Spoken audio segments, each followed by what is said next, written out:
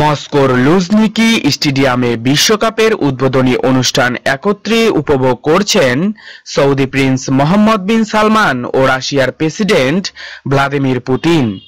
নিজ নিজ দেশের খেলা দেখতে তারা দুজনই পাশাপাশি বসে ম্যাচটি উপভোগ করছেন। জমকালো উদ্বোধনী অনুষ্ঠানের পর প্রথম ম্যাচে মাঠে নেমেছে সৌদি আরব ও রাশিয়া। ম্যাচের 12 মিনিটে আলেকজান্ডার গোলোভিনের কর্নার থেকে ইউরি গাজিনস্কি হেড গোল দিয়ে স্বাগতিক রাশিয়াকে এগিয়ে দেন। এ সময় রাশিয়ার প্রেসিডেন্ট পুতিন সৌদি প্রিন্সের সঙ্গে হাত মেলান। যুবরাজ সালমান নিজেও পুতিনের সাথে হাত মেলান, কিন্তু তিনি মনে মনে অনেক কষ্ট পান।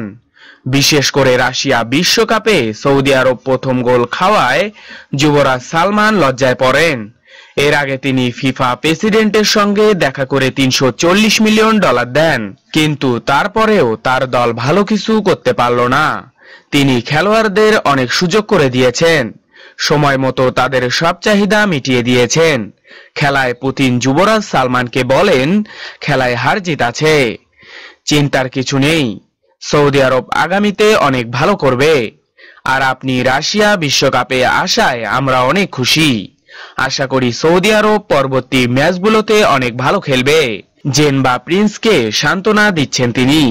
রাশিয়ার প্রেসিডেন্ট ভ্লাদিমির পুতিনের আমন্ত্রণেই বিশ্বকাপের উদ্বোধনী অনুষ্ঠান ও উদ্বোধনী ম্যাচ উপভোগ করতে মস্কো যান তিনি।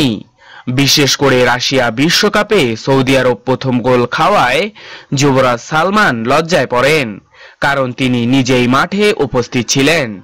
এই হার তিনি যেন মেনে নিতে পারছেন না। তিনি মনে মনে অনেক কষ্ট পেয়েছেন বলে তার সহকারী দাবি করেছেন। তিনি কি পারবেন এই স্মৃতি ভুলে যেতে?